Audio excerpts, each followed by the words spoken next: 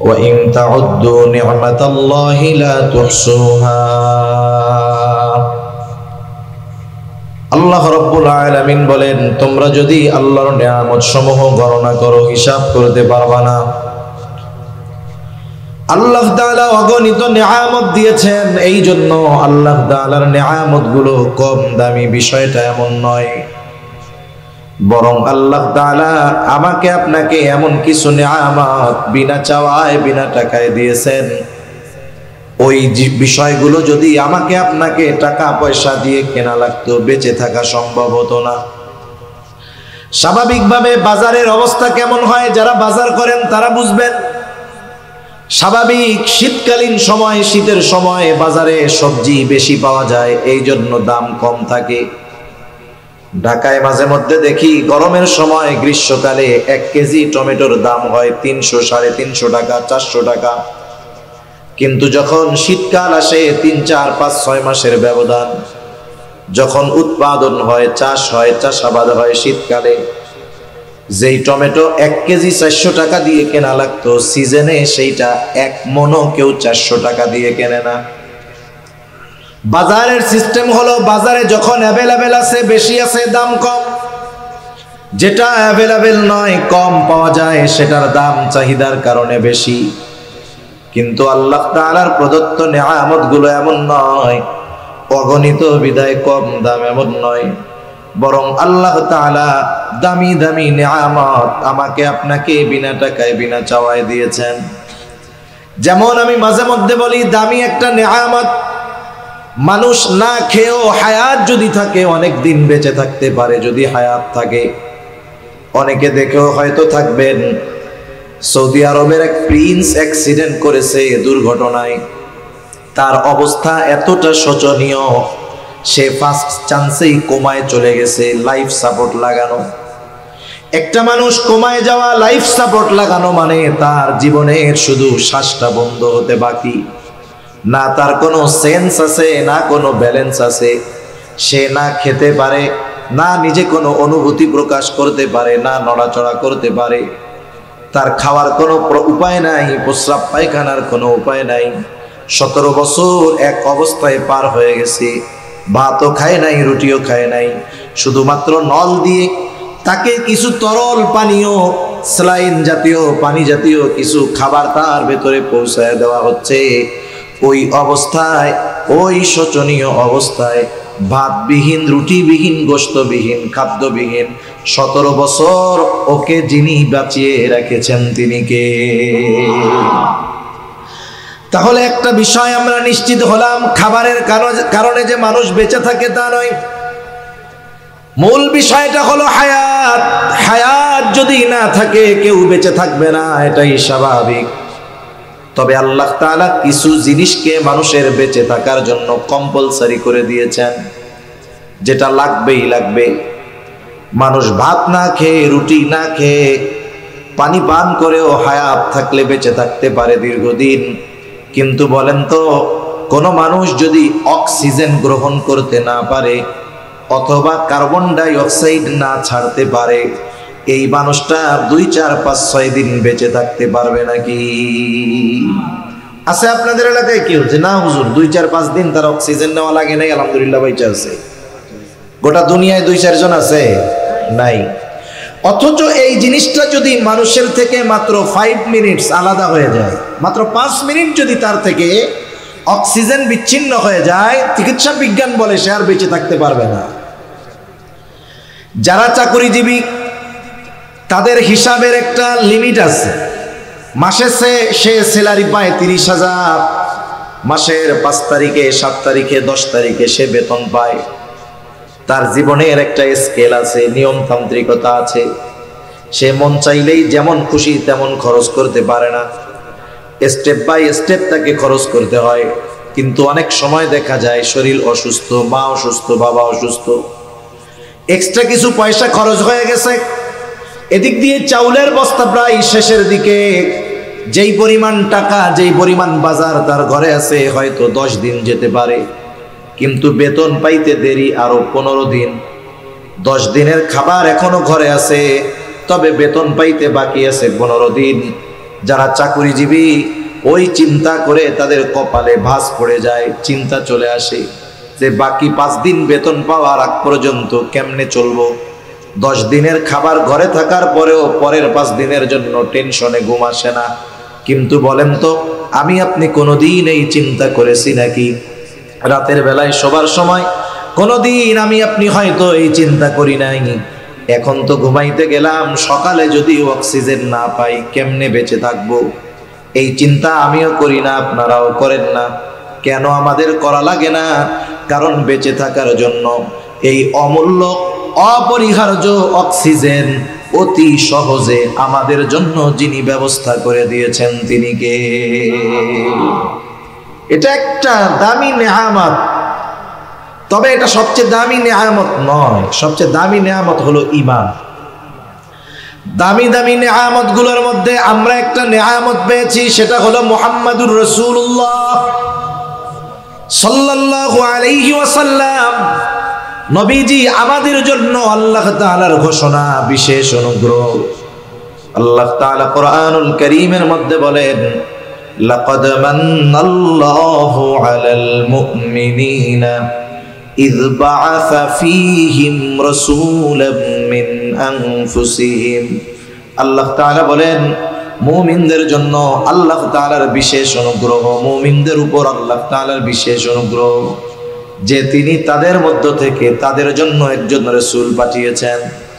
এখন প্রথম প্রশ্ন হলো, মুমিনদের মধ্য থেকে মুমিনদের জন্য রাসূল পাঠালেন, এটা কত কারণে অনুগ্রহ? আমি যদি ওই দিকে যেতে যাই তাহলে অন্য কথায় চলে যাব।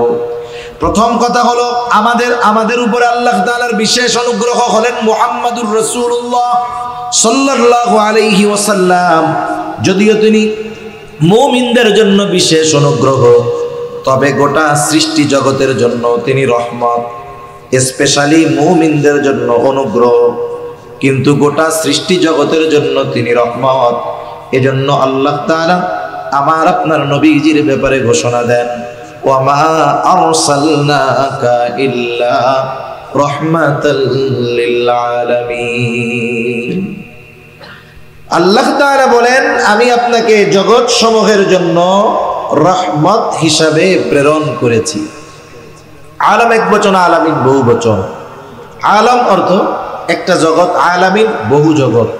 একেবারে প্রথম আসমানের নিচে জগৎ যে শুধু একটা পৃথিবী তা নয়, অগণিত জগৎ আল্লাহ তাআলা রেখে দিয়েছেন। সুবহানাল্লাহ বলেন।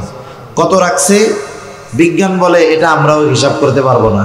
কত জগৎ আছে এর হিসাব বিজ্ঞানেরও করা সম্ভব নয়।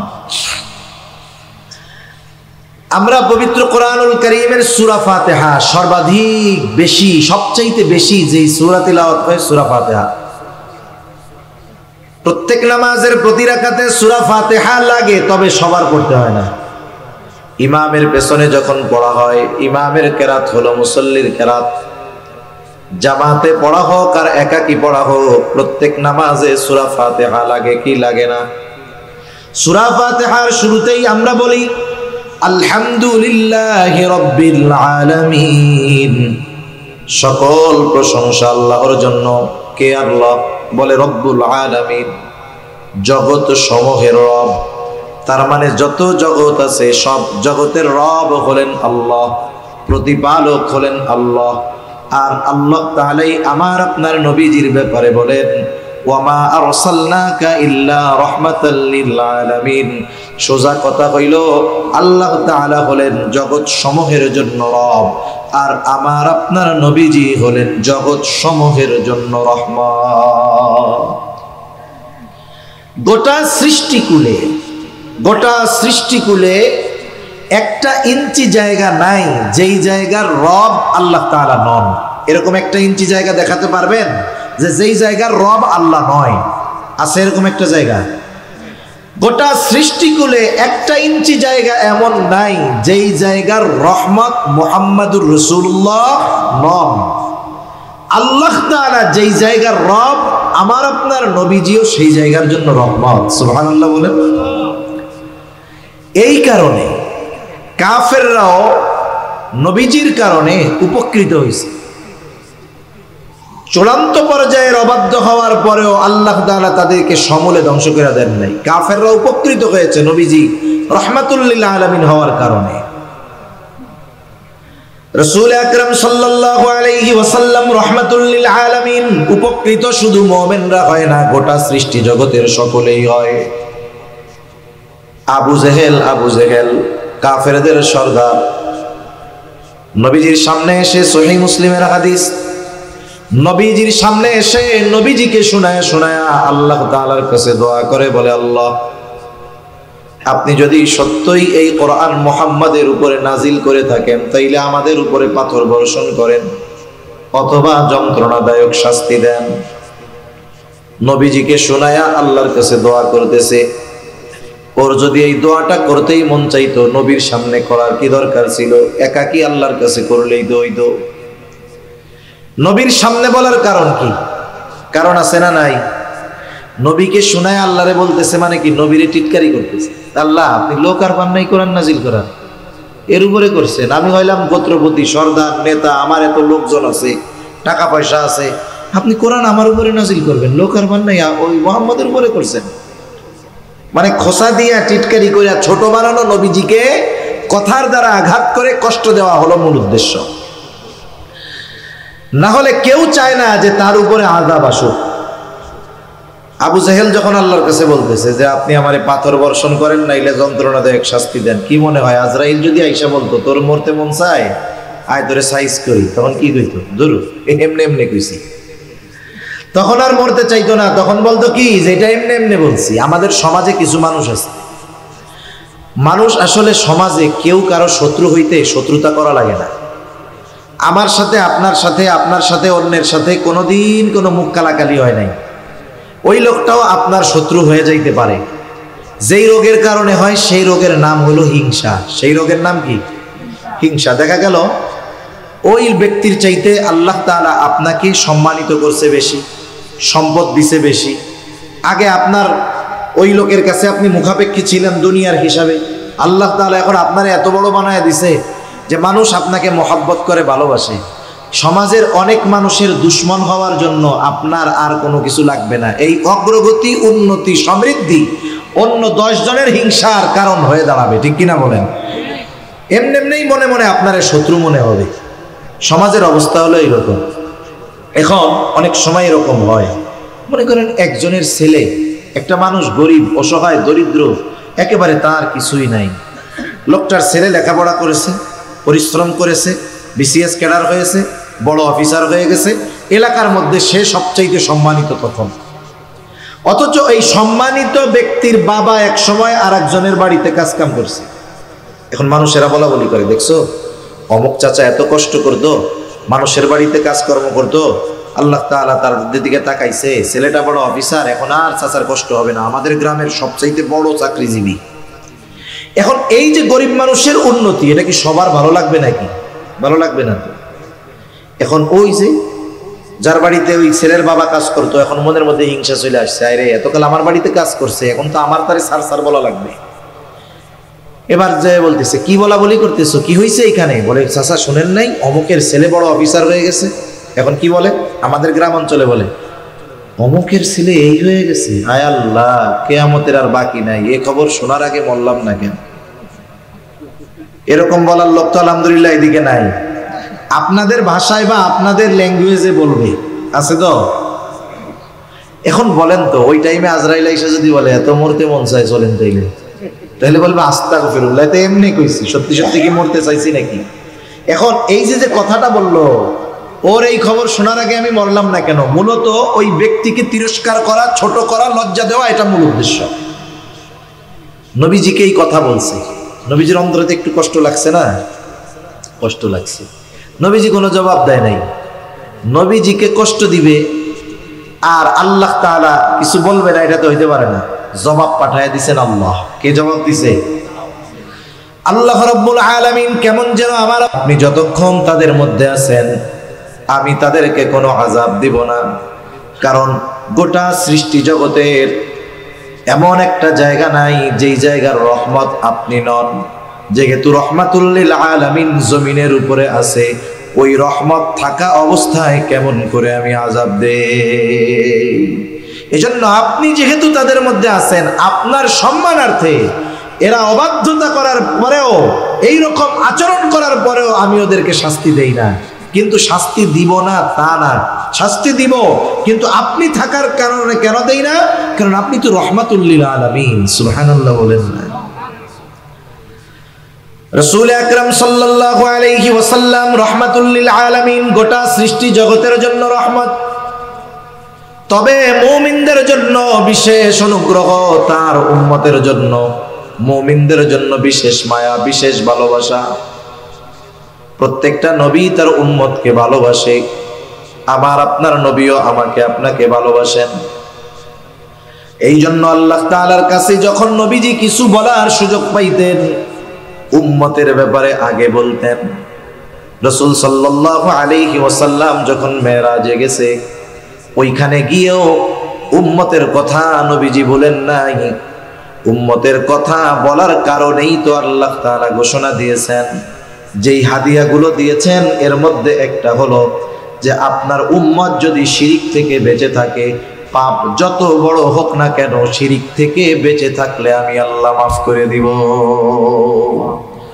এজন্য যখনই সুযোগ পাইতেন নবীজি, তখনই আল্লাহ তাআলার কাছে উম্মতের কথা বলতেন।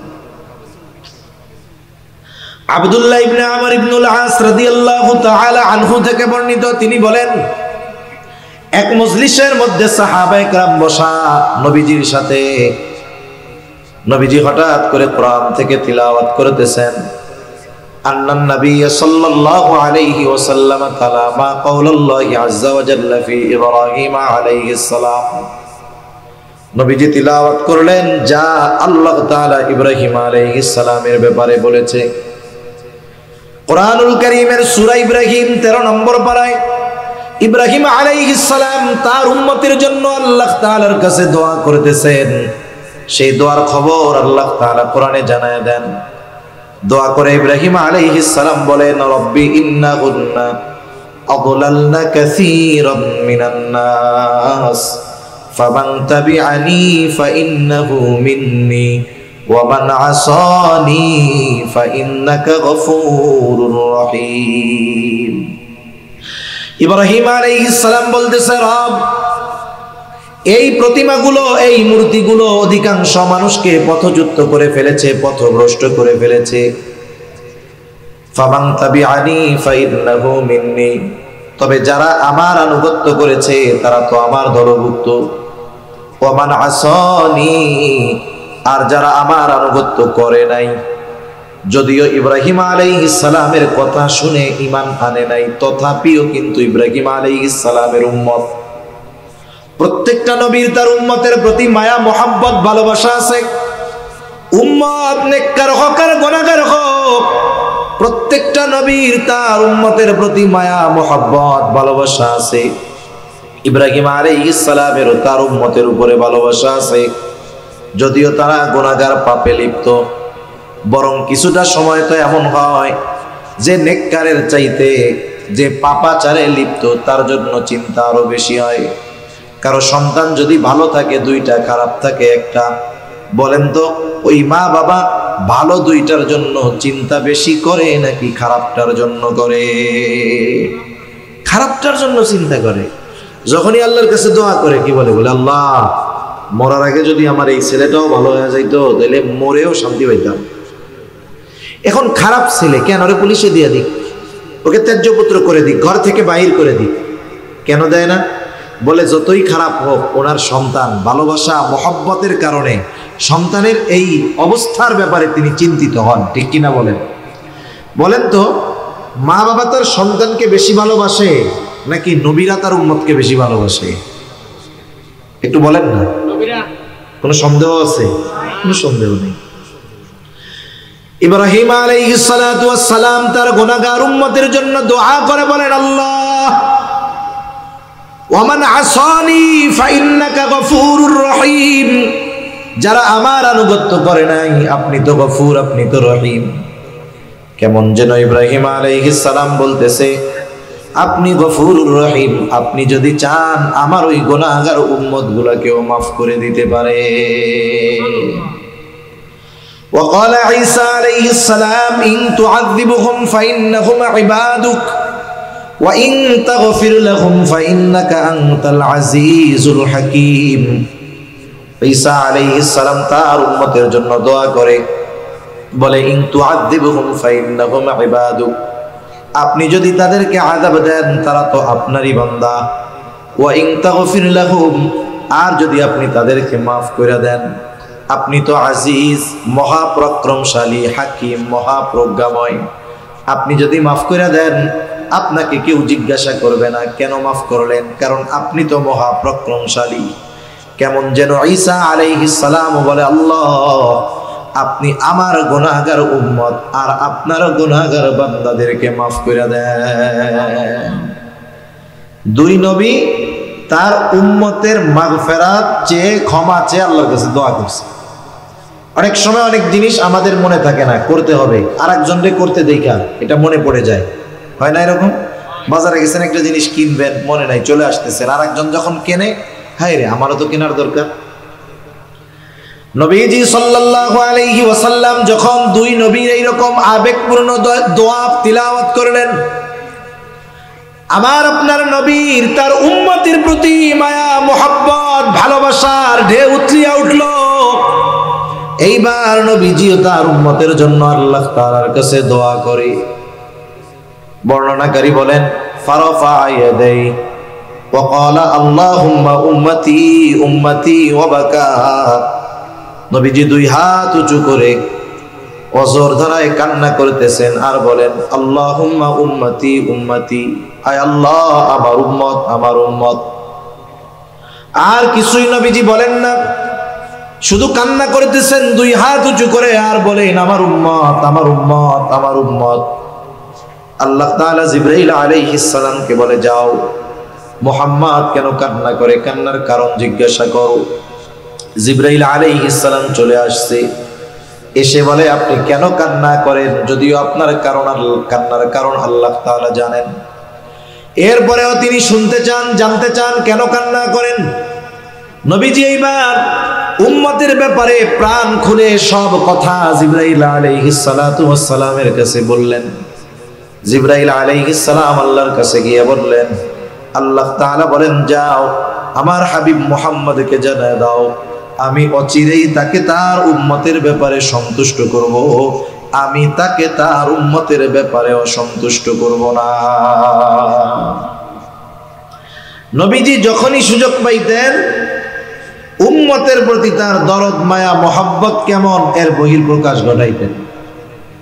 নবীজি কিয়ামত পর্যন্ত যত উম্মত দুনিয়ায় আসবে সকলের প্রতি ভালোবাসার বার্তা নবীজি পৌঁছায় গেছেন। সুবহানাল্লাহ বলেন না? রাসূল আকরাম সাল্লাল্লাহু আলাইহি ওয়াসাল্লাম একদিন বলতেছে, সাহাবা একরামের সাথে নবীজি বলেন, আমার ভাইদেরকে দেখতে মন চায়। সাহাবা একরাম বলে, ইয়া রাসূলুল্লাহ আমরা কি আপনার ভাই নই? নবীজি বলেন, না, তোমরা হইলা আমার সাথী, তাহলে আপনার ভাই কারা? নবীজি বলেন, আমার পরে যারা আমাকে না দেখে ঈমান আনবে তারাই হলো আমার ভাই।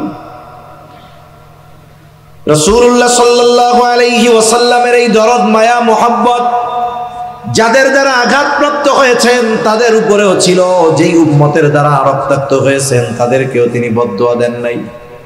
মোহাব্বতের কারণে, ভালোবাসার কারণে। নবীজি যখন তায়েফে গেছে, মক্কার মানুষ ঈমান আনে না, নবীজির কথা শুনে না।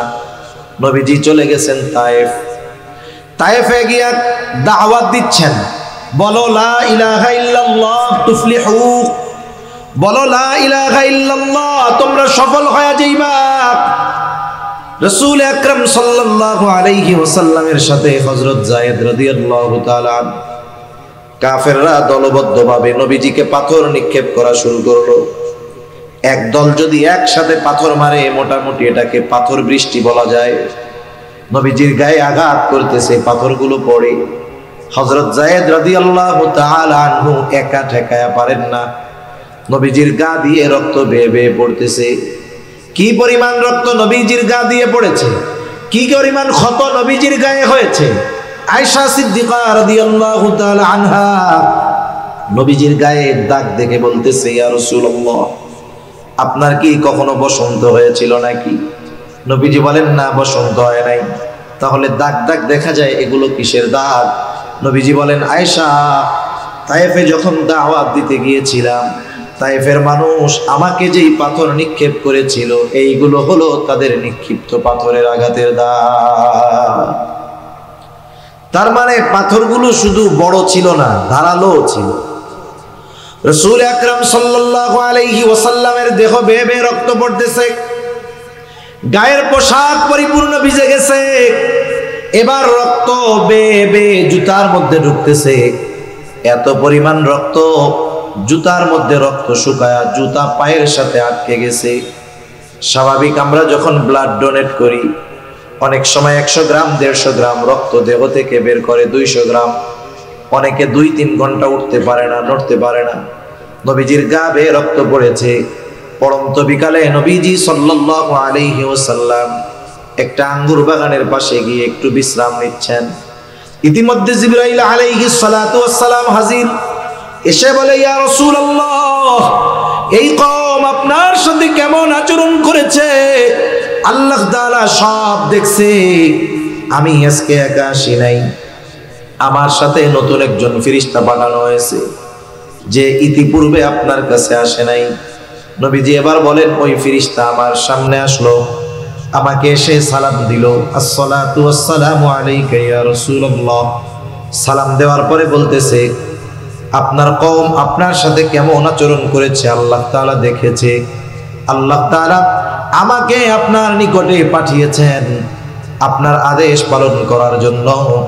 যারা আপনার সাথে এমন আচরণ করেছে, আপনি যদি আমাকে আদেশ দেন, 2 পাহাড় দিয়ে এদেরকে পিষিয়ে দেওয়া হবে, নিশ্চিহ্ন করে দেওয়া হবে। এখানে যে একটা জনপদ ছিল, জনবসতি ছিল, এর কোনো চিহ্ন থাকবে না। একটু চিন্তা করেন, গায়ের রক্ত এখনো শুকায়া যায় নাই। আমরা তো প্রতিশোধ পরায়ণ। 10 বছর আগে কেউ যদি আমাকে কথার দ্বারাও কষ্ট দিয়ে থাকে, 10 বছর পরে যদি আমি একটু পাওয়ার পাই, ক্ষমতা পাই, আমি আমার পাওয়ার ক্ষমতাকে কাজে লাগিয়ে ওই 10 বছর আগের কথার প্রতিশোধটাও তুলে নেওয়ার চেষ্টা করি।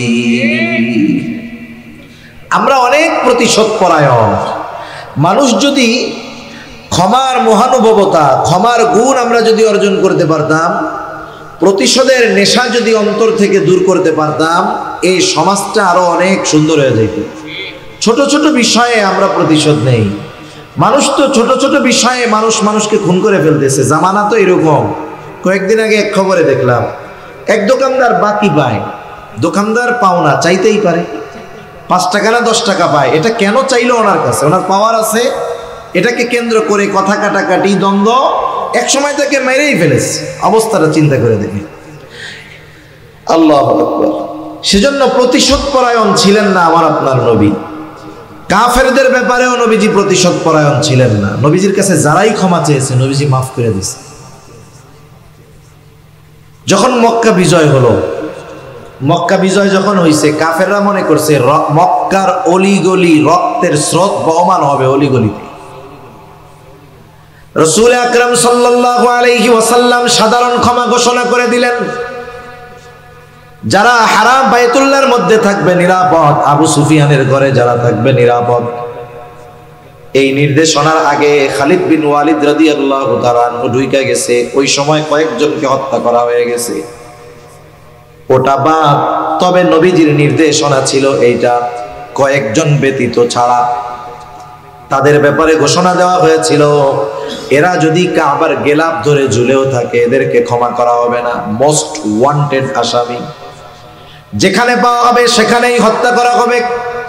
এদের মধ্যে অন্যতম একজন ছিল ওয়াহশী।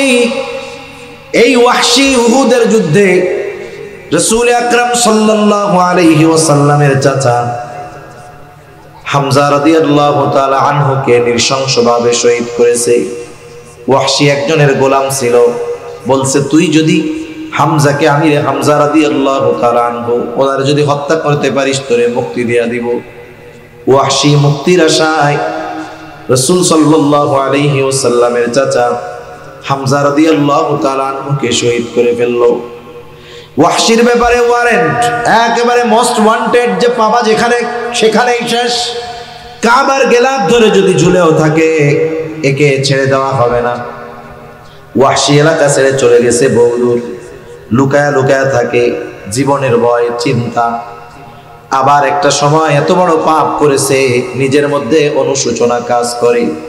ওয়াহশি জানতে পারলো যদি নবীজির কাছে কোনোভাবে যাওয়া যায়, নবীজির কাছে গিয়ে যদি কোনোভাবে ক্ষমা চাওয়া যায়, নবীজি এমন মহানুভব, তার ক্ষমা এমন, তার কাছে গেলে তিনি মাফ করে দিবে। ওয়াহশি ক্ষমার আশায় লুকায়া লুকায়া চাদর মুড়ি দিয়া নবীজির কাছ পর্যন্ত পৌঁছায় গেছে। নবীজির পাশে আসছে, নবীজি জিজ্ঞাসা করে কে? বলে আমি ওয়াহশি। কোন ওয়াহশি? আমার চাচাকে যে হত্যা করেছে, শহীদ করেছে সে। বলে না। কেন আসছো? বলে এসেছি ইসলাম গ্রহণ করার জন্য। দেখেন এখনো তো ইসলাম গ্রহণ করে নাই, সে যে মোস্ট ওয়ান্টেড, নবীজি চাইলে তাকে হত্যা করে ফেলতে পারতেন কি পারতেন না? যেহেতু ইসলাম গ্রহণ করার জন্য আসছে, নবীজি কিছু বলেন নাই। ওয়াহশি ইসলাম গ্রহণ করলো, কারণ হাদিসের মধ্যে আসছে ইন্নাল ইসলামা ইয়াহদিমু মা কানা ক্বাবলাহু। একটা মানুষ ইসলাম গ্রহণ করার আগে যত কিছুই করুক না কেন, সে যখন ইসলাম গ্রহণ করে আল্লাহ তাআলা তার অতীতের সব পাপগুলোকে ধুয়ে মুছে সাফ করে দেয়। এখন ইসলাম গ্রহণ করছে, নবীজি ওয়াহশিকে বলতেছে ওয়াহশি ইসলাম গ্রহণ করছো, আর কিছু অভিযোগ অনুযোগ নাই, তবে তুমি আমার একটু শোনাও কেমন করে তুমি আমার চাচাকে হত্যা করেছিলা, শহীদ করেছিলা। ওয়াহশি সেই হৃদয় বিদারক ঘটনা শোনাইলো। নবীজি শুনতেছেন আর চোখ দিয়ে পানি পড়ে, একেবারে গাল বেয়ে বেয়ে দাড়ি বেয়ে বেয়ে নবীজির পানি পড়তেছে। নবীজি বললেন ওয়াহশি ইসলাম গ্রহণ করেছ, আল্লাহ তাআলা তোমার সব পাপ অন্যায় ক্ষমা করে দিয়েছে, তবে একটা বিষয়, তুমি কখনোই আমার জীবদ্দশায় আমার সামনে আসবা না। তুমি যদি আমার সামনে আসো তাইলে আমার চাচার কথা আমার মনে হয়ে যাবে। যে কথাটা বোঝানোর জন্য বললাম, নবীজি যখন জানছে কে ওয়াহশি, এরপরে আর কোনো কথা বলার দরকার ছিল না, বলতো যে ঠিক আছে এ তো ওয়ান্টেড, একেবারে দাও সাইজ করে দাও। কিন্তু ইসলাম গ্রহণ করতে আসছে, নবীজি মাফ করে দিয়েছে। রাসূল আকরাম সাল্লাল্লাহু আলাইহি ওয়াসাল্লাম ক্ষমার গুণে গুণান্বিত ছিলেন। ফেরেশতা বলতেছে আপনি আদেশ দেন, দুই দিকের পাহাড় দিয়ে এদেরকে পিষে দেই, নিশ্চিহ্ন করে দেই, একেবারে অস্তিত্বহীন হয়ে যাবে, কেউ জানতে পারবে না। নবীজি আরাম করতেছিলেন, এবার উঠে বসলেন।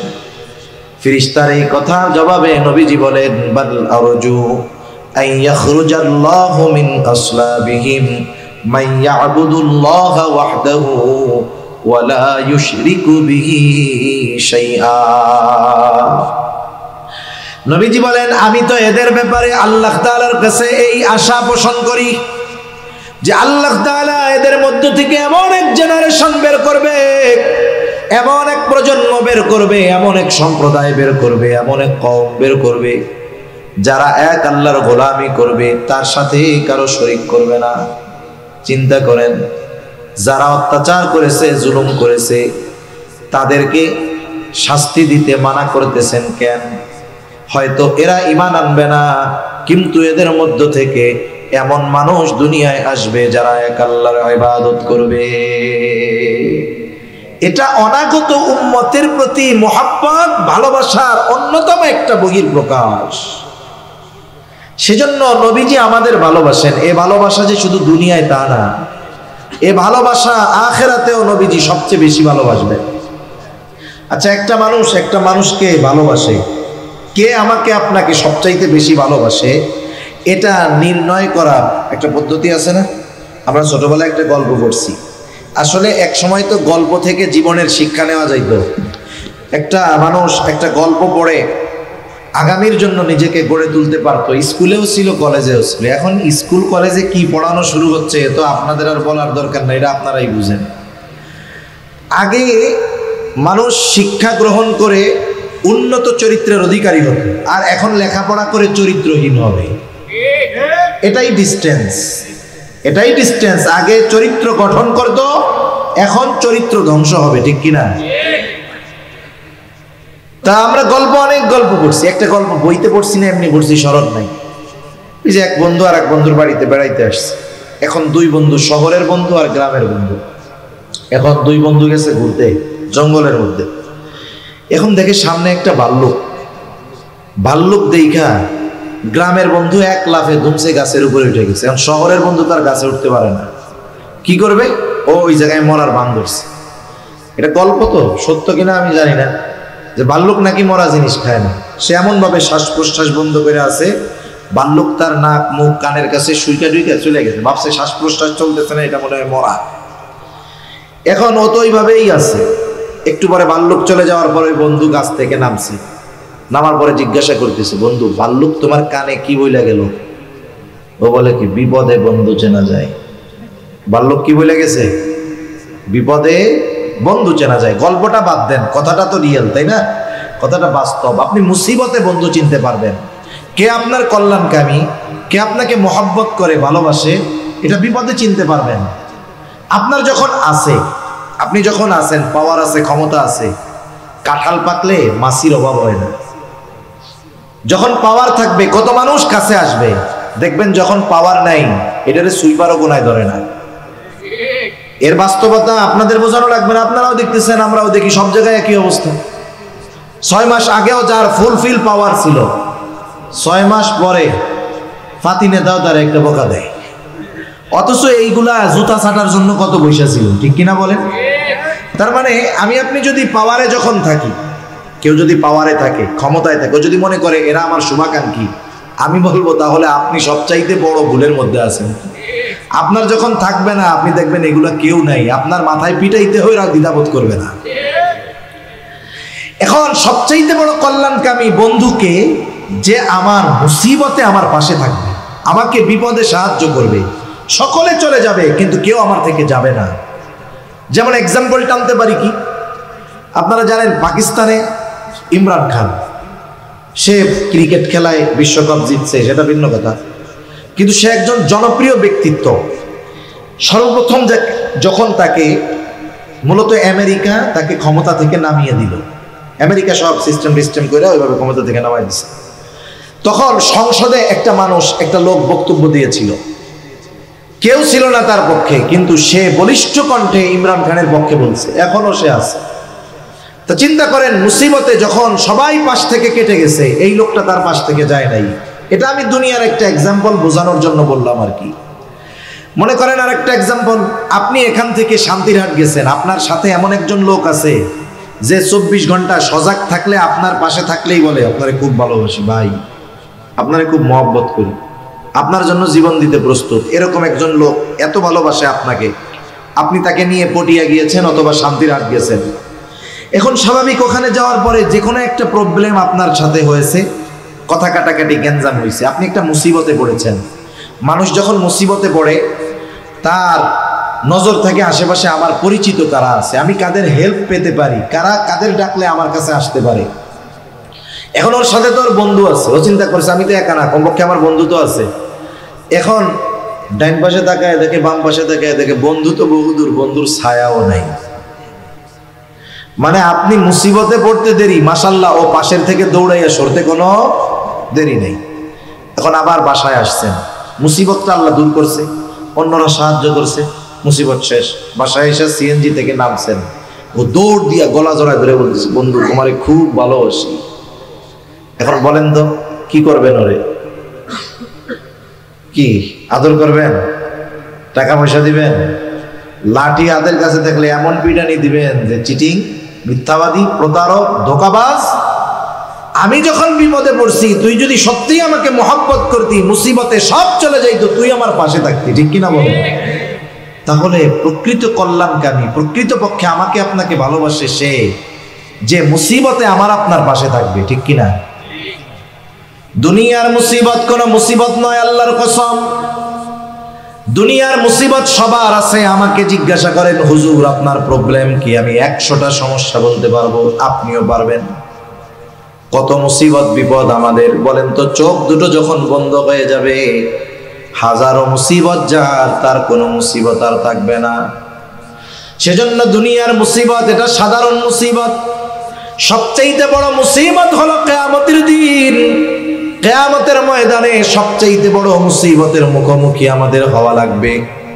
তাহলে আমাকে আপনাকে ভালোবাসে কে? বড় মুসিবতে পাশে থাকবে যে। এখন দুনিয়ায় তো আমার মা আমার জন্য জীবন দিয়ে দেয়, বাবা দিয়ে দেয়, সন্তান দিয়ে দেয়। আসলে কি এরা আমার সবচাইতে বড় মহব্বতের পাত্র কিনা একটু পরীক্ষা করার দরকার। কিন্তু আল্লাহ তাআলা কোরআনুল কারীমের মধ্যে জানায় দিলেন, যেই মানুষগুলো দুনিয়ায় আমার জন্য জীবন দিতে প্রস্তুত ছিল, ওই মানুষগুলো কিয়ামতের দিন আমার সামনে আসবে না, বরং আমার আপনার থেকে পলায়ন করবে। আল্লাহ তাআলা কোরআনুল কারীমের মধ্যে বলেন, ইয়াউমা ইয়াফিরুল মারউ মিন আখিহি ওয়া উম্মিহি ওয়া আবিহি ওয়া সাহিবাতিহি ওয়া বানিহি লিকুল্লি ইমরিইম মিনহুম ইয়াউমাইযিন শা'নুন ইউগনি। আল্লাহ তাআলা বলেন, কিয়ামতের দিন ভাই ভাইয়ের থেকে পলায়ন করবে। ওয়া উম্মিহি ওয়া আবিহি, পিতা মাতার থেকে পলায়ন করবে। ওয়া সাহিবাতিহি ওয়া বানিহি, স্ত্রী সন্তানদের থেকে পলায়ন করবে। প্রত্যেকটা মানুষ নিজের চিন্তায় চিন্তিত থাকবে, প্রত্যেকে নিজে বাঁচার জন্য চিন্তা করবে। তাফসীরের মধ্যে আসছে, মানুষেরা আল্লাহ তাআলার কাছে এমনও বলবে, আল্লাহ, পৃথিবীর সব মানুষকে জাহান্নামে দিয়ে হলেও আপনি আমাকে মাফ করে দেন, আমাকে জান্নাত দিয়ে দেন। ওই কঠিন মুসিবতের দিন বাবাও চিনবে না, মা চিনবে না, সন্তান চিনবে না। ওই মুসিবতের দিন মুহাম্মাদুর রাসূলুল্লাহ তার উম্মতদেরকে সেই দিন ভুলবে না। ওই দিন বাবা চিনবে না, নবী আমাদের ভুলবে না। এখন বলেন, বড় মুসিবতে যে আমার পাশে, তার চাইতে কেউ বেশি ভালোবাসতে পারে না, ঠিক কিনা? আমি আমার ব্যাপারে যত চিন্তিত, আপনি আপনার ব্যাপারে যত চিন্তিত যে আখিরাতে কি হবে আমাদের, তার চাইতে আমার আপনার জন্য নবীজি আরো বেশি চিন্তিত। হাসরের ময়দানে নবীজি উম্মতের চিন্তায় থাকবেন। মানুষ যখন পেরেশানিতে পড়ে, দেখবেন এক জায়গায় স্থিরভাবে থাকতে পারে না, একবার ডানে যায়, ওর কাছে যায়, ওর কাছে যায়, ওর কাছে যায়। নবীজিও এক জায়গায় স্থির থাকবেন না, একবার দৌড়িয়ে চলে যাবেন হাউজে কাউসারের কাছে। না জানি তার কোন উম্মত হাউজে কাউসার থেকে পানি পানে মাহরুম হয়ে যায়। আবার দৌড়িয়ে চলে যাবেন পুলসিরাতের কাছে। না জানি কোন উম্মত পাড়ি দিতে ব্যর্থ হয়ে যায়। আবার চলে যাবেন মিজানের কাছে। না জানি কোন উম্মত ওজনে ধরা পড়ে যায়। আবার চলে যাবেন দৌড়ায়া জাহান্নামের কাছে। না জানি কোন উম্মতকে জাহান্নামে দিয়ে দেওয়া হয়। আবার সুপারিশের দরকার, আল্লাহ তাআলার কাছে সে উম্মতের জন্য সুপারিশ করবে। আরে সব নবী জান্নাত অভিমুখে রওনা হয়ে যাবে, জান্নাতের দোরগোড়ায় পৌঁছায়া যাবে। জান্নাতের দরজা বন্ধ। জিজ্ঞাসা করা হবে, কি ব্যাপার, খোলো না কেন? পাহারাদারেরা জবাব দিবে, যিনি আসলে খোলা হবে, তিনি আসেন নাই। তিনি কোথায়? বলে হাসরের ময়দানে। কি করতেছে ওইখানে? বলে উম্মতের চিন্তায় চিন্তিত আছে। নবীজি ততক্ষণ নিজে জান্নাত অভিমুখে রওনা হবেন না, যতক্ষণ না তার ওই উম্মত যার যাররা পরিমাণ ঈমান আছে তার ব্যাপারে আল্লাহ তাআলার পক্ষ থেকে যতক্ষণ না জান্নাতের নিশ্চয়তা আসবে, ততক্ষণ আমার আপনার নবী নিজে জান্নাত অভিমুখে রওনা হবে না। তাহলে নবীজির ভালোবাসা উম্মতের প্রতি কেমন, দরদ মায়া, আশা করি বুঝতে কষ্ট হয় নাই। বুঝতে পারছেন তো নবী কত ভালোবাসে, কত মহব্বত করে ভালোবাসে আমাকে, আপনাকে, আমাদেরকে। অনেক হাদিস বলা যাবে। যেই আয়াতখানা তিলাওয়াত করেছিলাম, আল্লাহ তাআলা ওই আয়াতের মধ্যে নবীজির আমাদের প্রতি ভালোবাসার কিছু কথা বলছে। আজকে দেখেন, কয়েকদিন আগে 14ই ফেব্রুয়ারি গেছে, ভালোবাসা দিবস নাম দিয়েছে। আসলে ভালোবাসা শব্দটা খুব ভালো ছিল, কিন্তু ভালো শব্দ খারাপ কাজে ব্যবহার করতে করতে এক সময়, যেমন আজকে থেকে 25-30 বছর আগে, 40 বছর আগে, মুরব্বীরা বলতে পারবে, যারা বিবাহ করছে মুরব্বী, ওনার ওয়াইফের ছোট ছোট ভাই নিয়ে যদি রাস্তায় যাইতো, কেউ জিজ্ঞেস করতো কে, বলতো এটা হলো আমার শালা। তখন শালাটা স্বাভাবিক শব্দ ছিল, কিন্তু এক সময় শালাকে বকা হিসাবে ব্যবহার করা শুরু হয়েছে। এখন যদি শালা বলে মানুষে মাইন্ড করে, ঠিক কিনা বলেন? কারণ শব্দটা ঠিক আছে, কিন্তু এর ব্যবহার এমন জায়গায় হইতে হইতে এখন এটা গালি হয়ে গেছে। অনেকে তো গ্যাঞ্জাম লাগলে শুরুই করে এই শব্দ দিয়া, ঠিক কিনা? ভালোবাসা শব্দটা তো ভালো, ভালোবাসার সাথে ইমানের সম্পর্ক আছে, আল্লাহর সাথে বান্দার ভালোবাসা হবে, নবীর সাথে ভালোবাসা হবে। কিন্তু এই ভালোবাসা শব্দটাকে ব্যবহার করে এমন কিছু বিষয় সমাজে প্রতিষ্ঠিত করার অপচেষ্টা একটা গ্রুপ করতেছে, যারা আগামী প্রজন্মের চরিত্রকে ভালো রাখতে দিতে চায় না, ঠিক কিনা বলে? এজন্য আমাদেরকে সতর্ক থাকার দরকার। আগামী প্রজন্মকে নিজেদেরকে নিজেদের মূল্য বোঝার দরকার। আমরা যে মুসলিম, আমাদের যে কতটুকু দাম, আমার ক্যারেক্টার, আমার চরিত্রের কত দাম, এটা আমাদের বোঝার দরকার।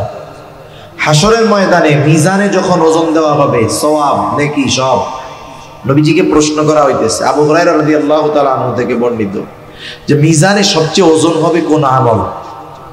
নবীজি বলতেছেন সবচেয়ে ওজন হবে উত্তম আখলাক, উত্তম চরিত্র মিজানে সবচেয়ে ওজন হবে। সুবহানাল্লাহ। এখন এই ভালোবাসা শব্দকে ব্যবহার করে যদি আমাদের তরুণ তরুণীদের চরিত্র শেষ করে দেওয়া যায়, তাহলে সবচাইতে দামি সম্পদটাকে মুহূর্তের মধ্যে বিনষ্ট করে দিয়ে দিল, ঠিক কিনা বলেন? এজন্য ভালোবাসা শব্দটা ভালো, কিন্তু এই শব্দটার ব্যবহার আস্তে আস্তে খারাপের দিকে হইতেছে। সেজন্য আমরা মুমিন বৈধ ভালোবাসার জায়গায় শুধু ভালোবাসার কথা বলবো। আপনি আপনার আব্বারে গিয়ে বলবেন আব্বা আমি আপনাকে ভালোবাসি, মাকে বলবেন আমি আপনারে ভালোবাসি, ছেলেকে বলবেন তুমি আমার সন্তান, তোমারে আমি খুব ভালোবাসি, মেয়েকে বলবেন তুমি আমার মেয়ে, আল্লাহর জন্য তোমাকে ভালোবাসি। আপনার ইমাম সাহেবরা এসে বলবেন হুজুর আই লাভ ইউ, একমাত্র আল্লাহর জন্য। সওয়াব হবে কি হবে না?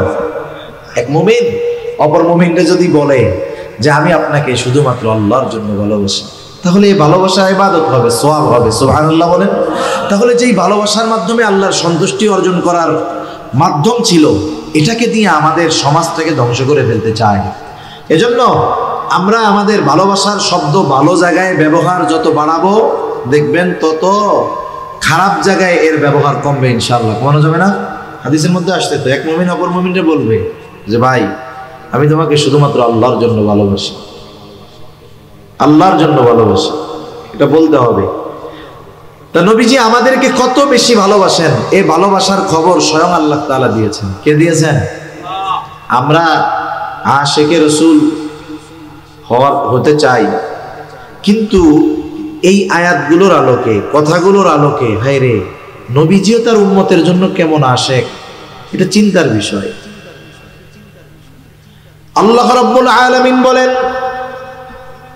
লাকাদ জাআকুম রাসূলুম মিন আনফুসিকুম আজিজুন আলাইহি মা আনিতুম হারিসুন আলাইকুম বিল মুমিনিনা রাউফুর রহিম। নবীজির উম্মতের প্রতি কেমন ভালোবাসা, এই ভালোবাসার কথা বর্ণনা করতে গিয়ে আল্লাহ তাআলা বলেন লাকাদ জাআকুম রাসূলুম মিন আনফুসিকুম, তোমাদের মধ্য থেকে তোমাদের জন্য এমন একজন রাসূলের আগমন ঘটেছে। সেই রাসূল কেমন রাসূল? শোনো, আজিজুন আলাইহি মা আনিতুম, তোমাদের জন্য যেটা কষ্টের সেটা তারও জন্য কষ্টের। কষ্ট হচ্ছে না তো আপনাদের? আমি আর বেশি সময় নিব না, অনির্দিষ্ট গন্তব্য কাছে হইলেও দূরে, তাহলে আমাদের গন্তব্যটা একটু নির্দিষ্ট করে ফেলি। এখন বাজতেছে আমার ঘড়িতে হয়তো 53-54 বাজে। আমরা চেষ্টা করব 12টা 10 থেকে 15-র মধ্যে শেষ করে দিতে। এই 10-20 মিনিট কষ্ট হবে না তো ইনশাআল্লাহ? এবার তাকবীর দেন, নারায়ে তাকবীর। না এইটাতে মনে হইতেছে যে কষ্ট হইতেছে। আপনাদের কষ্ট হইলেও তো আপনারা কষ্ট আমারে বুঝতে দিবেন না, সেজন্য জোরে বলেন নারায়ে তাকবীর। আর একটু জোরে নারায়ে তাকবীর।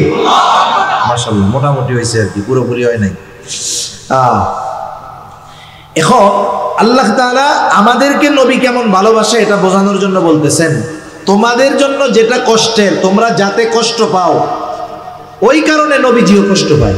আজীব এক ব্যাপার, আমি কষ্ট পাইলে নবীজি কষ্ট পাবে কেন? নবীজি সেই জন্য হলেন সমব্যথী, উম্মত উম্মতের কষ্ট নবীজির জন্য কষ্টের কারণ হয়। কেন হয়? মনে করেন একজন মানুষ 2 বছরের বাচ্চা আছে, যার এই বিষয়টা তিনি বুঝবেন, যার সন্তান আছে তিনি অনুধাবন করতে পারবে। 2 বছরের বাচ্চা অসুস্থ হয়ে গেছে, প্রচন্ড জ্বর, গায়ে কেমন যেন গা ফেটে যাচ্ছে, জ্বরে আগুনে পুড়ে যাচ্ছে, এমন এমন গরম, চোখ দুটো ছলছল করতেছে। ছোট বাচ্চা এই জ্বরের তীব্রতায় সে মুখ দিয়ে তার কষ্টের শব্দ বের হচ্ছে। এখন বলেন তো, এই অবস্থায় যদি ওই বাচ্চার পাশে তার মা বাবা বসা থাকে, ওই বাচ্চা জ্বরের অসুস্থতায় যেমন কষ্ট পাবে, তার মা বাবাও কি তার চাইতে কম কষ্ট পাবে নাকি? তার মা বাবা আরো বেশি কষ্ট পাবে। আমরা উপমহাদেশের একজন মোগল সাম্রাজ্যের প্রথম সম্রাট জহিরুদ্দিন বাবর, ওনার ব্যাপারে আছে যে ওনার ছেলে হুমায়ুন সে অসুস্থ হয়ে গেছে। হুমায়ুন অসুস্থ হয়ে গেছে, বাবর আল্লাহ তাআলার কাছে দোয়া করতেছে।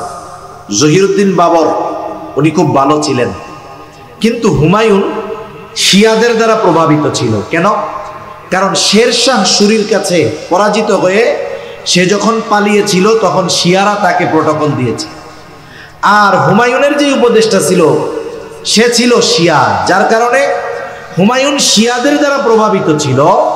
কিন্তু জহিরুদ্দিন বাবরের ইতিহাস যে উনি একজন বুজুর্গ মানুষ ছিলেন, আল্লাহওয়ালা মানুষ ছিলেন। আমরা তো ইতিহাস জানি না, ইতিহাস আমাদের জানা দরকার। কারণ একটা জাতির ভিত গড়ে ওঠে তার অতীতের ইতিহাসের উপরে। যে জাতি তার ইতিহাস জানে না সে জাতি আগামী গড়তে পারে না। আমাদেরকে তো ফেসবুক, ইউটিউব, টুইটার এগুলো দিয়ে ইতিহাসকে বিকৃত করে আমাদেরকে পড়ানো হয়েছে। আমাদের বইগুলো ইতিহাস বিকৃত হয় না? যেমন দেখেন, আমরা কি বলি, কথায় শুধু কথা বাড়ে। আমরা কি বলি? আমরা বলি আমরা আছি ফিলিস্তিনের পক্ষে। কার পক্ষে? আমরা ইসরায়েলের স্বীকৃতি দেই না, কিন্তু আমাদের ইতিহাস বইয়ের মধ্যে ফিলিস্তিন নামে কোনো দেশই নাই। ম্যাপ একটা আইকে আমরা ইসরায়েলের নাম দিয়ে রাখছি। এটাকে বৈধতা আমাদের পাঠ্যপুস্তকে ইনক্লুড করার মাধ্যমে বোঝা গেল আমরা মুখে একটা বলি, আসলে আমরা আর একটা করতেছি। এই কথাগুলো খুব আফসোসের সাথে বলতে হয়। বাস্তব ইতিহাস আমাদের জানা দরকার। কারণ যেই বিল্ডিং এর ফাউন্ডেশন, ভিত যত মজবুত, তত উপরের দিকে ওঠা তার জন্য সহজ। আপনি যদি ফাউন্ডেশন ভালো দেন, আপনি যদি পাইলিং ভালো মতো করেন, তাহলে আপনি বিল্ডিং উপরে উঠাতে পারবেন। আর যদি পাইলিং ভালো মতো করেন নাই, একবারে উপর থেকে উঠানো শুরু করছেন, যতই কারুকার্য করেন, সৌন্দর্য করেন, জিপসাম করেন, এই করেন সেই করেন, 2 তলা থেকে 3 তলা যাবে, হালকা একটু ভূমিকম্প হবে, বিল্ডিংও যাবে, বিল্ডিংয়ে যারা থাকবে তারাও যাবে। ঠিক কিনা? এই জন্য আমরা আমাদের যদি আগামী গড়তে হয়, আমাদের অতীত আমাদেরকে জানতে হবে। 100 বছর আগেও মুসলমানদের যেই সোনালী অতীত ছিল, এই ইসলাম বিদ্বেষীরা 100 বছরের ব্যবধানে মুসলমানদেরকে তাদের প্রকৃত ইতিহাস থেকে বঞ্চিত করে ফেলছে। ইতিহাস বিকৃত কেমনে হয়? যারা স্কুল কলেজে পড়েন, মাদ্রাসা হোক আর স্কুল কলেজ হোক, ইতিহাস বইয়ের মধ্যে দেখবেন মুসলমানদের ইতিহাস দ্বারা লেখছে সব খ্রিস্টান। অমুসলিমেরা মুসলমানদের ইতিহাস লিখেছে। আমাদের খুঁজতে হবে যে কোন মুসলিম দার্শনিক বা ঐতিহাসিক মুসলমানদের ইতিহাস লিখেছে। কারণ শত্রুর হাতে যদি খাতা কলম দিয়ে বলেন যে তুমি তোমার ওই শত্রুর জীবনী লেখো, তাহলে ওখানে পজিটিভের চাইতে সুকৌশলে নেগেটিভ বিষয়টাকে ঢুকিয়ে দেওয়া হবে। আপনি ভালো সব লাগবে না। মনে করেন ইতিহাসবিদ লেখছে যে অমক সম্রাট খুব ভালো ছিল, 5 ওয়াক্ত নামাজ পড়তো, তারপরে খুব দান দক্ষিণা করতো, গরিবদের উপরে অত্যাচার করতো না, মানুষের সাথে সদাচরণ করতো। এগুলো ভালো গুণ না? ভালো গুণ তো নাকি? ভালো গুণ। এখন এইগুলো লেখার পরে একটা দোষ লেখছে, তবে তিনি কি করতেন? কথার কথা, ওনার যদি কোনো মেয়েকে ভালো লাগতো জোরপূর্বক বিবাহ করতেন। বলেন তো, 50টা ভালো গুণ শোনার পরে লাস্টে যখন এটা শুনলেন, ওই ব্যক্তির ব্যাপারে আপনার আর ভালো ধারণা থাকবে? আরে তো ক্যারেক্টারগত প্রবলেম আছে, ওর যত ভালো কিছু থাকুক না, ওর তো ক্যারেক্টার ঠিক নেই। অমুসলিম ঐতিহাসিকরা মুসলমান শাসকদের ইতিহাস ঠিক এইভাবে লিখছে, অনেক ভালো কিছু লিখছে। 1 মণ দুধ এর মধ্যে নষ্ট করার জন্য 1 মণ গরুর প্রস্রাব দরকার নাই, 2, 4, 5, 10 ফুট দিলেই কেল্লা ফতে। ঠিক কিনা বলে? এভাবে আমাদের সন্তানদের ইতিহাস পড়ানো হয়। এজন্য আমি দেখেছি যে ইসলামের ইতিহাস নিয়ে পড়ে ও ইসলামের ব্যাপারে প্রাউড ফিল করা তো বহু দূরের কথা, ও আরো ইসলাম বিদ্বেষী হয়। এটা আমি দেখেছি, এজন্য বলতেছি, এজন্য প্রকৃত ইতিহাস আমাদেরকে জানতে হবে। তা কোন কথার থেকে গেলাম আবার এদিকে, আল্লাহই জানে কোন দিকে গেছি। এই জহিরুদ্দিন বাবা সন্তানের জন্য দোয়া করতেছে যে আল্লাহ আমার সন্তানের অসুস্থতা আমাকে দেন, তাকে আপনি সুস্থ বানায় দেন। আল্লাহ তাআলা হয়তো তাকদিরে এটা লিখে রাখছে, কিন্তু জহিরুদ্দিন বাবর ছোট ছিল না, হুমায়ুনও ছোট ছিল না। এইরকম বড় একজন সন্তান, তাকে অসুস্থ দেখে পিতার সহ্য হয় না, এতটা কষ্ট লাগে যে পিতা নিজে সেই অসুস্থতা চেয়ে নেন, আল্লাহ তাআলার কাছে বলেন ছেলেটারে সুস্থ করে দেন। এই যে কেন এটা হয়, বলে মহব্বতের কারণে। সন্তানকে মা বাবা মহব্বত করে বিধায় সন্তান যদি কষ্ট পায়, মা বাবাও কষ্ট পায়। ওই সন্তান তাকে তার মা বাবা যত মহব্বত করুক না কেন, নবীর চাইতে বেশি মহব্বত উম্মতকে যত করেন ততটা করে না। এই জন্য নবী উম্মতের প্রতি মহব্বত ভালোবাসার কারণে উম্মত যেটাতে কষ্ট পায়, নবীজিও সেটাতে কষ্ট পায়।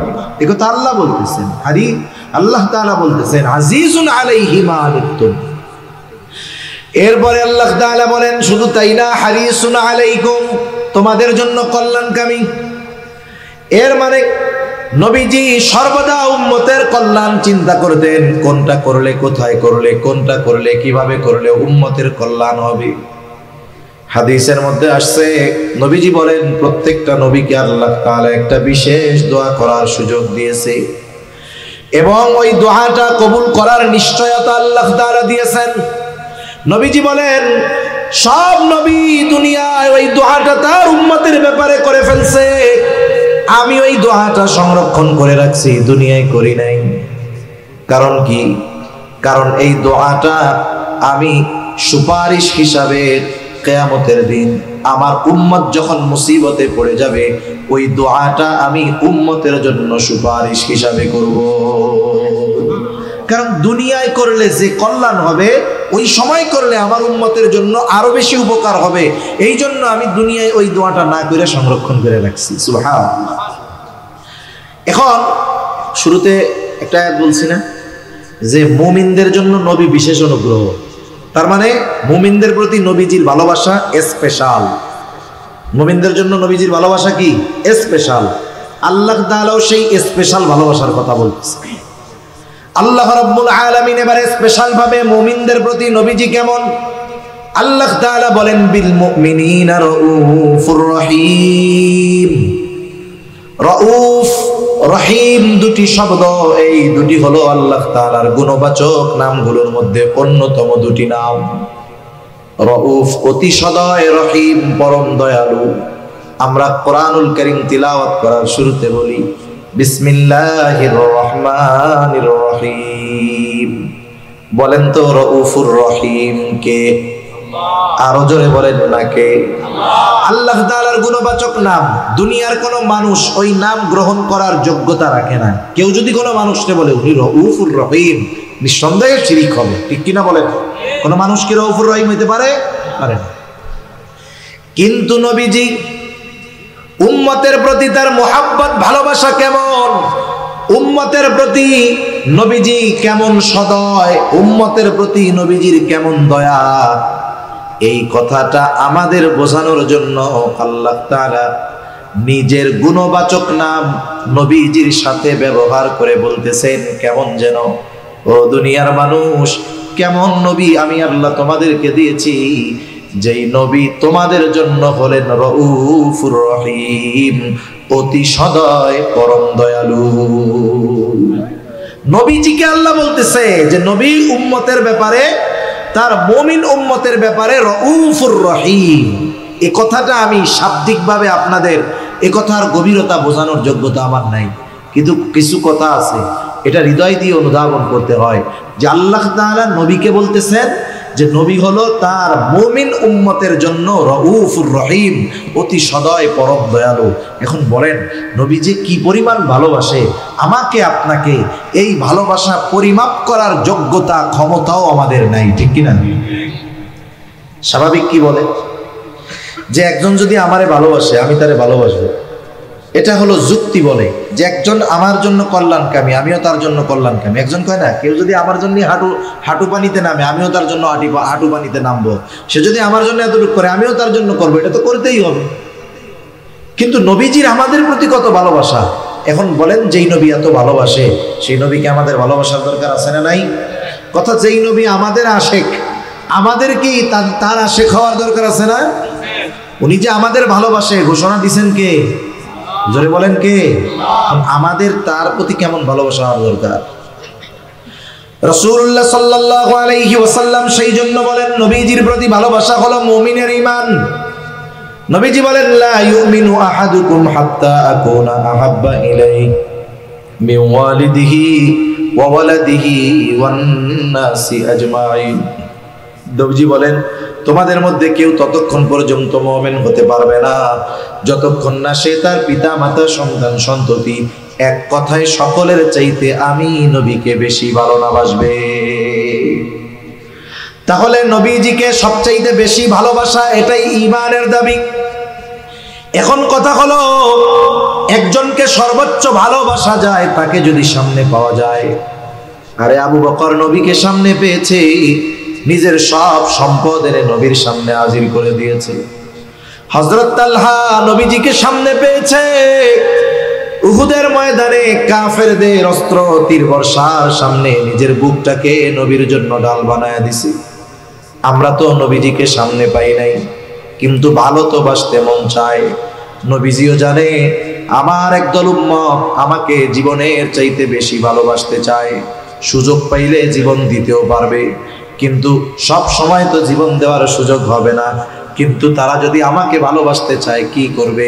নবীজি তাকে ভালোবাসার পদ্ধতি নিজে জানায় দিয়ে বলেন, মান আহাব্বা সুন্নতি ফাকাদ আহাব্বানি ওয়া মান আহাব্বানি কানা মাই ফিল জান্নাহ।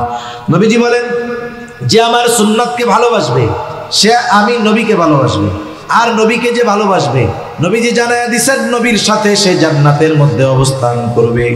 নবীর সাথে জান্নাতে থাকতে পারা এটা বড় সৌভাগ্যের ব্যাপার। হযরত আনাস রাদিয়াল্লাহু তাআলা আনহু থেকে বর্ণিত, নবীজির কাছে একদিন এক গ্রাম্য সাহাবী আসছে। নবীজি আর একজনের সাথে কথা বলতেছেন, কথার মধ্যেই ওই গ্রামের সহজ সরল মানুষ নবীজিকে প্রশ্ন করতেছে, ইয়া রাসূলুল্লাহি মাতাস সাআহ, হে আল্লাহর রাসূল, কিয়ামত কখন হবে? লোকটার প্রশ্নের ভাব ছিল এইরকম যে সে কিয়ামতের জন্য বৈশা আছে, কিন্তু কিয়ামত আসতেছে না। এই জন্য নবী তাকে পাল্টা প্রশ্ন করলেন, মা আদাত্তা লাহা, তুমি কিয়ামতের জন্য কি পাথেয় সংগ্রহ করেছো? লোকটা বলল, আমি আল্লাহ এবং তার রাসূলকে ভালোবাসি। নবীজি এই লোকটার জবাবের মধ্যে কোনো কৃত্রিমতা দেখেন নাই, বাস্তবতা হৃদয় থেকে জবাব দিয়েছে লোকটা। নবীজিও এই লোকের কথার জবাবে বলতেছে, আল মারউ মা মান আহাব্বা, যে যাকে মহব্বত করে তার সাথে অবস্থান করবে। লোকটা এবার বাড়ির পথে হাঁটা দিল। হযরত আনাস রাদিয়াল্লাহু তাআলা আনহু বলেন, নবীজির মুখে এই কথা শ্রবণ করবার পর আমরা এতটা খুশি হয়েছি যে জান্নাতে নবীর সাথে থাকতে পারবো। এই কথা শুনে এতটা খুশি আমরা হয়েছি, ইসলাম গ্রহণের পরে আর কোনো কথার দ্বারা আমরা এতটা খুশি হই নাই। তাহলে সেই নবীর সুন্নতকে মহব্বত করলে নবীর সাথে জান্নাতে থাকা যাবে। এখন কথা হইল, জান্নাতে তো থাকা যাবে, জান্নাতে যাওয়ার পর কিন্তু জান্নাতে তো আগে যাওয়া লাগবে। জান্নাতে কেমনে যাওয়া যায়? আল্লাহর নবী জান্নাতে যাওয়ার পথ বলে দেন। নবীজি বলেন, কুল্লু উম্মতি ইয়াদখুলুনাল জান্নাতা ইল্লা মান আবা। নবী বলেন, আমার সব উম্মত জান্নাতে প্রবেশ করবে, আবা উম্মত ছাড়া। জিজ্ঞাসা করা হলো, ইয়া রাসূলুল্লাহ, আবা উম্মত কারা? নবীজি বলেন, আমার আনুগত্য যারা করবে, মান আতাআনি দাখালাল জান্নাহ, যে আমার আনুগত্য করবে সে জান্নাতে প্রবেশ করবে। ওয়া মান আসানি ফাকাদ আবা, যে আমার আনুগত্য করবে না সে আবা উম্মত, সে জাহান্নামে যাবে। দুই হাদিসের সমন্বয় হলো, নবীজির সুন্নাতকে মহব্বতের সাথে সাথে যারা অনুসরণ করবে তারা নবীর সাথে জান্নাতে থাকবে। কিন্তু আফসোস, আমাদের দেশে আমরা যখনই বলি নবীর জন্য জীবন দিবেন, কারা সব হাত উঁচু করে, দুই হাত উঁচু করে আবেগ দরদে জীবনটা ঢেলে দিতে চায়। কিন্তু যখনই বলি জীবন আসার সব দেওয়ার সময় তো সব সময় নয়, কিন্তু নবীকে তো ভালোবাসতে হবে সব সময়। তাহলে নবীর জন্য জীবন সুযোগ হইলে পরে দিয়েন। তাইলে নবীর সাথে জান্নাতে যদি থাকতে চায়, ভালো যদি বাঁচতে চান, তাইলে দাড়ি নাই, দাড়িটা রাইখা দেন। তখন বলে হুজুর এটা একটু পরে। তখন কি বলে এটা একটু পরে। আর কতজন বলে হুজুররা আর ওয়াজ পায় না, সুন্নতের কথা কইলে খালি দাড়ির কথা কয়। দাড়ি যাদের নাই আল্লাহ রাখার তৌফিক দান করুক। কিন্তু দাড়ি তো এমন এক সুন্নাত, যেই সুন্নাত অন্যান্য অনেক সুন্নাত পালনে সহায়ক হয়। 2, 4, 10, 5 মিনিট বেশি হইলে কষ্ট নিয়েন না, কথা তো শেষ।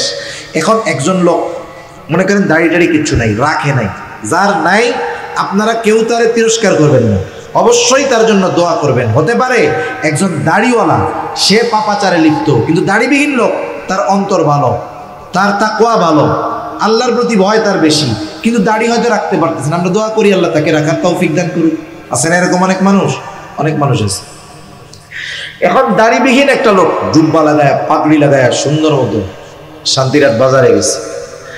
এই লোকরে যারা চিনে দেখার পরে বলবে ওরে বাবা, উসরা কইরা মানি নেয় না, পাদু দিয়ে গলা বানিতে নামছে। মানে বলবে কি কি পোশাক লাগাইছে, দাড়ি রাখার নামে খবর নাই, উনি একেবারে মোহতামিম সাহেব সাইজে আসছে। এখন দেখেন ওই জামাটা গায়ে দেওয়ার কারণে, দাড়ি না থাকার কারণে মানুষ তারে তিরস্কার করতেছে, কিন্তু যার দাড়ি দুড়ি আছে, লম্বা দাড়ি, এবার যখন ওরকম একটা জামাটা মালা গায়ে দেয় মনে করবে মাশাল্লাহ একেবারে নুরানি লাগতেছে।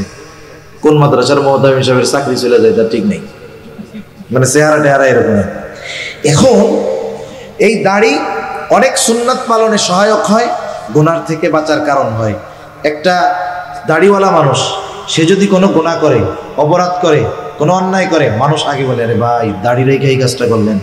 তার মানে দাড়ির প্রতি আলাদা একটা সিম্প্যাথি কাজ করে, এজন্যই আগে সে দাড়িকে আনে। সে চায় না যে দাড়িওয়ালা কোনো মানুষ অপরাধ করুক। আচ্ছা, যে লোকটা নামাজ পড়তে আসছে মসজিদে, দাড়ি নাই, আইসা যদি দেখে ওরও যেই অবস্থা, ইমাম সাহেবেরও সেই অবস্থা, ও ইমাম সাহেবের পিছনে নামাজই পড়বে না, অথচ ওর নিজের দাড়ি নাই। দাড়ির প্রতি একটা সিম্প্যাথি, মহব্বত আছে। এখন রাখতে বললে বিশেষ করে তরুণ যুবক এরা দাড়ি যেভাবে রাখে, ফ্যাশনেবল দাড়ি, এগুলো রাখে আরো লানত প্রাপ্ত হইতে হয়। কিন্তু দাড়ি রাখতে হবে সুন্নতি পদ্ধতিতে। দাড়ি রাখার ফজিলত তো আলাদা অনেক আছে। এখন দাড়ি রাখে না কেন? ইয়াং যারা, এরা মনে করে যে এখন তো দাড়ি না রাখলাম না, মানুষজন ভাইয়া টাইয়া বলে আর কি, দাড়ি রাখলে তো চাচা ডাকা শুরু করে দেবে। আচ্ছা, চাচা ডাকুক, কেউ যদি দাড়ি রাখার কারণে, নবীর সুন্নাত অনুসরণ করার কারণে তিরস্কার করে চাচা ডাকে, এ তো নবীর সুন্নাত পালনের জন্যই শুনলো, ঠিক না? দুনিয়ায় যদি কোনো নেতার কাছে খবর দেয় যে ভাই এই লোকটা আপনার কথা বলতে গিয়া, আপনার পক্ষে কাজ করতে গিয়া বহুত কথা শুনছে, বলেন তো ওই নেতা, তার প্রতি মহব্বত, ভালোবাসা জাগ্রত হবে কি হবে না? আমার কারণে পাবলিকের কথা শুনছে, সেই বলবে কাছে ডাকবে আরো। আরে নবীর সুন্নাতের কারণে যদি কথা শুনতে হয়, তাহলে নবী কি সেই উম্মতের ব্যাপারে সুপারিশ করবে না? এরা দাড়ি রাখে না। এখন আর এক দল রাখে না, ওরা ছাত্রও না, কিচ্ছু না, ওরা চাকরি বাকরিও করে, দাড়ি দুড়ি রাখে না, ঘুরে বেড়ায় গেল। দাড়ি রাখোস না কেন? তো হুজুর রাখবো না। কোন সময়? বলে বিয়ে শাদী করে এলে এরপরে। কেন রে, বিয়ে শাদী কি দাড়ির জন্য কি বিবাহ শাদী ঢেকে থাকে? এ হুজুরে জিজ্ঞাসা করেন তো, হুজুর যে দাড়ি রাখছে এর লেগে কি বিবাহ শাদীতে সমস্যা হয়েছে নাকি? দাড়িতে তো বিবাহ ঠেকে না। বলে না হুজুর, সমস্যা তো এটা না, ভালো মেয়ে এরা পছন্দ করে না। কি বলে? ভালো মেয়ে দাড়ি পছন্দ করে না। এখন দেখেন, আমি আপনারে বলি, যেই মেয়ে ভালো, নবীজি বিবাহের ক্ষেত্রে 4টা জিনিস দেখার কথা বলছেন না, ধন সম্পদ, বংশ, সৌন্দর্য, দিন। দিনের ব্যাপারে বলেন ফাকফার বিদাতিদ দিন, দিনকে প্রাধান্য দাও। তার মানে 3টা আছে, দিন নাই, ওটা বাদ দিয়ে দাও। দিন আছে, সাথে একটা আছে ধরো, দিন আছে, একটা আছে ধরো, দিন আছে, ওর 3টার একটাও নাই। যদি বিবাহ হয়ে যায়, সবর করো, আল্লাহ তাআলা ওর মধ্য থেকে এমন সন্তান দিবে যেটা তোমার আত্মার প্রশান্তির কারণ হবে, ঠিক কিনা বলেন?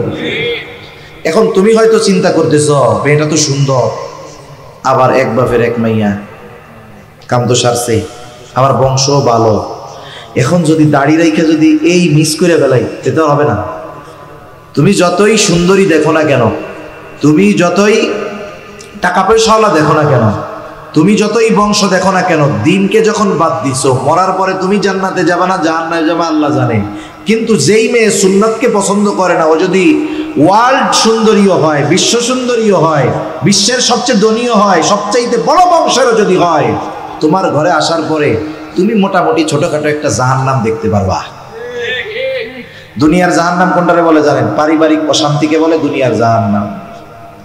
এজন্য দিনকে প্রাধান্য দাও। সর্বশেষ একটা কথা বলে আমি আলোচনা শেষ করি। বলেন তো, আমরা কি দুনিয়ায় কেউ বাইচা থাকবো? 2-4 জন আছেন নাকি যে না হুজুর আমরা আবে হায়াত পান করছি, কাজ হবে না? যদি হায়াত 500 বছরও পান, এক সময় শেষ হবেই, ঠিক না? এখন আমরা মারা যাব, মারা যখন যায় মানুষ মাইকে খবর প্রচার করে না অমুক মারা গেছে। এখন আমরা মানুষের মৃত্যুর খবর শুনি, একদিন আমার খবর মানুষেরা শুনবে। মানুষ যখন মারা যায় কি করে? মানুষ মারা যাওয়ার পরে তাকে সুন্দর মতো গোসল দেওয়া হয়। যদি মুসলিমের লেভেল থাকে, পরিপূর্ণ মুসলমানিত্ব নাও থাকতে পারে, কিন্তু নাম পরিচয় বংশ যদি মুসলমান হয় তাহলে তাকে গোসল দেওয়া হবে। আরে নাস্তিক হুমায়ুন আজাদ, স্বঘোষিত নাস্তিক, মারা গেছে, গোসল দিছে, জানাজা দিছে, কবরও দিছে। যেহেতু মুসলমানের লেভেল আছে, নামে মুসলমান, আমাকে আপনাকে গোসল দিবে, কাফন পরাবে, এরপরে জানাজা হবে। জানাজার পরে লাশটা নিয়ে চলে আসবে কবরস্থানে। কবরের মধ্যে লাশটা যখন রাখবে, দোয়া পড়বে, বিসমিল্লাহি ওয়া আলা মিল্লাতি রাসূলিল্লাহ। এটা আমার বেলায়ও বলবে, আপনার বেলায়ও বলবে। বলা যায় না, এই বলাটা হয়তো আগামী কালও হতে পারে, কয়েকদিন পরেও হতে পারে, হায়াতের কোনো নিশ্চয়তা নেই। এখন যখন বিসমিল্লাহি ওয়া আলা মিল্লাতি রাসূলিল্লাহ বলে কবরে রাখে, জিজ্ঞাসা করেন উলামায়ে কেরাম আছে কি বলে? বলে আল্লাহ, আল্লাহর নামে বিসমিল্লাহ, আল্লাহর নামে কবরে রাখতেছি। কারে? ওয়া আলা মিল্লাতি রাসূলিল্লাহ, এমন এক ব্যক্তিকে যে রাসূলের মিল্লাতের উপরে ছিল, আই সুন্নতি রাসূলিল্লাহ, অর্থাৎ এমন এক ব্যক্তিকে আল্লাহর নামে এখন কবরস্থ করতেছি যেই ব্যক্তির গোটা হায়াত নবীর সুন্নাতের উপরে পরিচালিত হয়েছে। যখন মারা গেছে সুন্নাতের উপরেই ছিল, এখন কবরে রাখতেছি, এখনো সুন্নাতের উপরে আছে। কষ্ট পাবেন না, কাউকে কষ্ট দেওয়া আমার উদ্দেশ্য নয়। মনে করেন এই দোয়াটা যার ব্যাপারে বলা হলো তার মুখে নবীর সুন্নাতের দাড়ি নাই, সারাটা জীবন সুন্নাতওয়ালাদের বিরোধিতা করে গেছে, যেহেতু মুসলমান পরিচয়, ওই ব্যক্তির ক্ষেত্রেও এই দোয়াটা পড়ে কবরে রাখা হবে। একটু বলেন তো, ওই ব্যক্তির সাথে যেই কথাটা বলা হলো, এই কথাটা ওই ব্যক্তির ব্যাপারে সত্য হবে নাকি মিথ্যা হবে? কোনো সন্দেহ নাই মিথ্যা হবে। আমাকে আপনাকে অনন্তকালের ওই সফরের প্রথম ঘাটি কবরে মিথ্যা কথা বলে রেখে আসবে। এজন্য আমাদের উচিত জীবনটাকে এমন ভাবে সাজানো, আমি যদি এখান থেকেই মারা যাই, আমার ব্যাপারে যদি বিসমিল্লাহি ওয়া আলা মিল্লাতি রাসূলিল্লাহ বলে কবরে রাখা হবে, আমার ব্যাপারে কথাটা যেন সত্য হয়। যখনই মরব ওই কথাটা যেন আমার জন্য সত্য হয়। এভাবে যদি জীবন আমি আপনি গড়তে পারি, তাহলে ওই জীবন দুনিয়াতেও যেমন সুন্দর হবে, ওই জীবন আমার আখিরাতকেও সুন্দর করে তুলবে। এজন্য নবীর সুন্নাতকে মহব্বতের সাথে অনুসরণ করেন। আল্লাহ সুবহানাহু ওয়া তাআলা দুনিয়ার অনেক কঠিন জিনিসকে সহজ করে দিবে। আল্লাহ সুবহানাহু ওয়া তাআলা কথাগুলো আমাদের বুঝবার, আমলের কথাগুলো আমল করবার তৌফিক দান করেন। সকলে বলি আমিন। ওয়া আখিরু দাওয়ানা আনিল হামদুলিল্লাহি রাব্বিল আলামিন। আসসালামু আলাইকুম ওয়া রাহমাতুল্লাহি ওয়া বারাকাতুহু। এরা মরহুম এই সংগঠনের সদস্য ছিলেন।